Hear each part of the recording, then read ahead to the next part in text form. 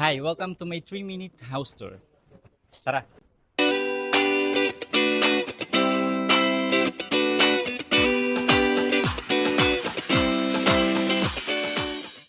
Dito sa side na to, meron tayong 2 carport provision.